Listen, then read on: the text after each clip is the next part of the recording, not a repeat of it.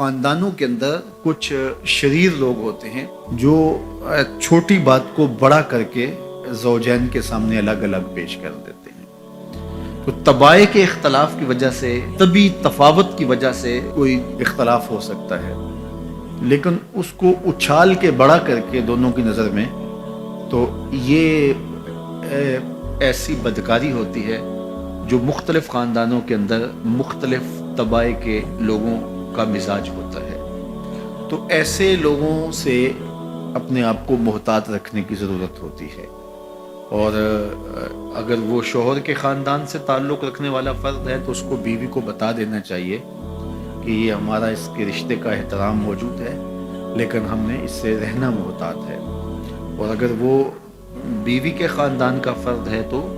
بیوی شوہر کو بتا دے کہ یہ صاحب معزز تو بہت ہیں ہمارے خاندان میں، لیکن ماشاءاللہ شریر بھی بہت ہیں. ان کی مثال اس مکھی کی طرح ہے جو سارے بدن کو چھوڑ کے زخم کی جگہ پہ بیٹھتی ہے.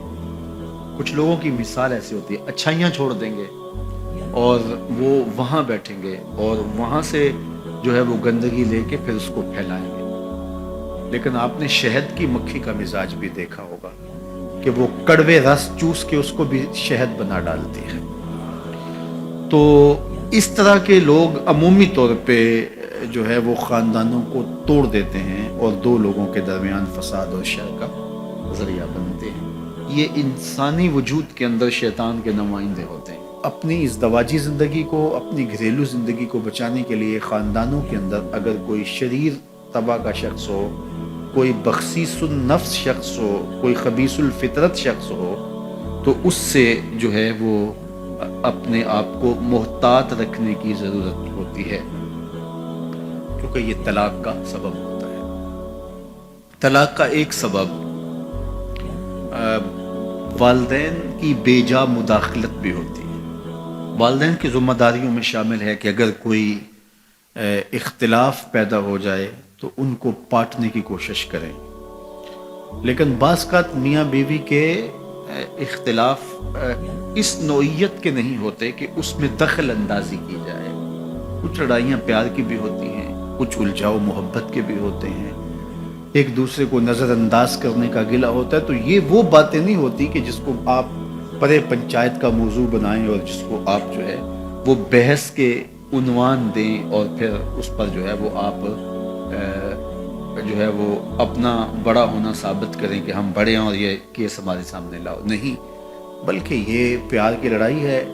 اس کے اندر بھی حسن ہے، روٹ کے من جانے کے اندر بھی ایک جمال ہوتا ہے، ایک حسن ہوتا ہے. اور میاں بیوی کا چونکہ رشتہ پیار کا ہوتا ہے تو اس میں یہ چھوٹی بڑی باتیں ہوتی رہتی ہیں. اور اس میں بیوی معمولی سا نظر انداز ہونا بھی گوارا نہیں کرتی. شوہر کی فضول تر ذمہ داریاں بعض اوقات اس کو غافل کر دیتی ہیں، تو بیوی اس کو گوارا نہیں کرتی کہ تم مجھ کو نظر انداز کر رہے ہو. چونکہ انسانی فطرت کے اندر تجدید محبت بھی ہے. اگرچہ بیوی کو یہ یقین ہوتا ہے کہ یہ مجھ سے محبت کرتا ہے، لیکن وہ اس کی زبان سے سننا چاہتی ہے، اس کے معمولی رویے کی تلخی بھی اس کو گوارا نہیں ہوتی. تو یہ ایک فطرت انسانی ہے اور مرد کو یہ سمجھنا چاہیے کہ عورت سے جو ہے وہ اس کا اظہار کرتا رہے. وہ کیا کسی نے کہا تھا نا کہ محبت میں عجب تکرار کی خو ہے،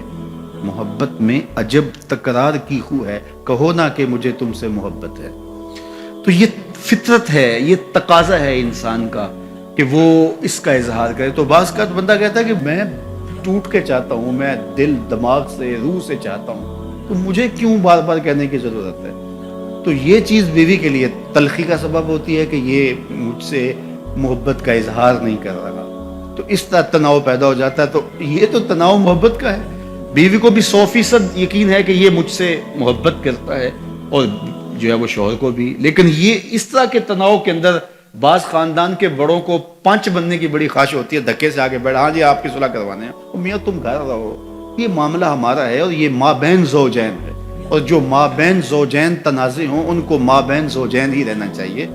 ان کو دو خاندانوں کے مابین نہیں آنا چاہیے. اور جب وہ مابین قبائل آتے ہیں تو وہ تماشا بن جاتا ہے، جبکہ وہ لڑائی جو ہے وہ ایک معمولی تھی اور وہ پیار کی لڑائی تھی، وہ کوئی ایسا اختلاف نہیں تھا. عمومی طور پہ ہمارے ہاں جو محبت کی شادیاں کہی جاتی ہیں وہ زیادہ تر ناکام ہوتی ہیں اور طلاق تک نوبت پہنچتی ہے۔ اس کا سبب کیا کہ کچی عمر کے بچے اپنے جذبات سے فیصلہ کرتے ہیں اور ان کی نظر کے اندر صرف ایک دو چیز دیکھنے کی ہوتی ہے جس سے وہ فیصلہ کرتے ہیں، لیکن کہنہ مشق اور گرم سرد چشیدہ والدین اس بات کو جانتے ہیں کہ ہماری اولاد کی ترجیحات کیا ہیں اور جو ہے وہ ازدواجی زندگی کیسے خوبصورت گزرتی ہے، اس لیے وہ جو فیصلے کرتے ہیں وہ فیصلے جو ہے وہ بہت اچھے ہوتے ہیں۔ کبھی ایسا ہوتا ہے کہ اولادوں کو اللہ تعالیٰ فہم، فراست اور عقل و خرد کی فراوانیاں نصیب کر دیتا ہے اور والدین واقعتاً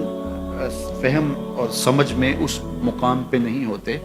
تو سعادت مند اولادیں اس وقت بھی اپنے والدین کو شامل کر دیں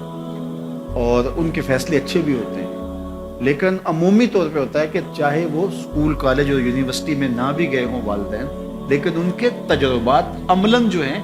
وہ زیادہ ہوتے ہیں۔ اسی لیے فرمایا گیا سید عائشہ رضی اللہ تعالیٰ عنہا سے مروی روایت ہے، ایما امرأۃ نکحت بغیر اذن ولیہا فنکاحھا باطل فنکاحھا باطل فنکاحھا باطل، 3 مرتبہ فرمایا، جو خاتون اپنے ولی کی اجازت کے بغیر نکاح کرتی ہے اس کا نکاح باطل ہے، اس کا نکاح باطل ہے، اس کا نکاح باطل ہے۔ تو عمومی طور پہ وہ نکاح جو ہیں وہ ناکام ہو جاتے ہیں، اس لیے کہ وقتی جذبات سے وہ رشتے جڑتے ہیں اور وہ ایک خاص عمر تک وہ جذبات ہوتے ہیں، لیکن اس کے بعد وہ رشتے ٹوٹ جاتے ہیں۔ ماں باپ کو پوری ترجیحات اور پوری زندگی کے سارے نشیب و فراز کا علم ہوتا ہے، تو وہ ساری چیزیں سوچ سمجھ کے کوئی چیز جو ہے وہ طے کرتے ہیں۔ اس میں بعض کا ایسا بھی ہوتا ہے کہ والدین بچوں کی ترجیحات دیکھے بغیر اپنی خواہش کو مقدم کر لیتے ہیں، تو یہ چیز بھی تناؤ کا سبب اور طلاق کی نوبت تک پہنچا دیتی ہے۔ یعنی بعض کا ماں باپ کو ضد ہوتی ہے کہ میں اپنے رشتہ داروں میں ہی اپنے بچے کا نکاح کرنا ہے اور وہ بیٹی جو ہے اس کا مزاج نہیں جڑ رہا ہوتا، تو یہ خواہش اچھی ہے، لیکن اگر ان کی زندگی تلخ ہوگی تو اپنی خواہش کو اولاد کے لیے قربان کرنا ہوگا۔ بہرحال جو بھی ذرائع ہیں طلاق کے، جو بھی اسباب ہیں، محرکات ہیں، نتیجہ اگر طلاق تک پہنچ جائے، مرد کو پھر بھی اس کی مردانگی روک رہی ہوتی ہے اور عورت بلا جھجک جب وہ جذبات میں آتی ہے تو وہ طلاق مانگنے میں دیر نہیں کرتی، اور بہت ساری طلاق جو جذباتی ماحول میں ہوتی ہیں اس میں قصور خاتون کا ہوتا ہے کہ وہ طلاق مانگتی ہے، تو عورت کو کبھی بھی طلاق نہیں مانگنی چاہیے۔ ہاں اگر واقعتاً اس کا استحقاق بنتا ہے، وہاں زندگی گزارنا مشکل ہو گیا تو وہ عدالت میں رجوع کر کے خلا لے سکتی ہے، لیکن یہ عورتیں جو ڈٹ جاتی ہیں کہ ٹھیک ہے مجھے بھی فارغ کرو، میں ایک لمحہ اس گھر نہیں رہنا چاہتی، یہ گھر میرے لیے جہنم ہے، اور یہ اس کی بہنوں کے سامنے، اس کے بھائیوں کے سامنے، اس کے خاندان والوں کے سامنے اس کو یوں للکار رہی ہوتی ہے، تو پھر وہ طلاق دے دیتا ہے، اور بعض کا وجہ نہیں ہوتی کہ وقتی تناؤ ہوتا ہے۔ تو حضرت امام ابو داود نے حضور کا یہ فرمان لکھا ہے کہ آقا کریم نے فرمایا کہ جو خاتون بغیر عذر کے اپنے شوہر سے طلاق مانگتی ہے وہ جنت کی خوشبو بھی نہیں پائے گی، اور جنت کی خوشبو 500 سال کی مسافت سے آنا شروع ہو جائے گی۔ تو جو بغیر عذر کے اپنے شوہر سے طلاق مانگتی ہے، تو یہ بات ذہن میں رکھیے گا کہ عورت نہیں چاہتی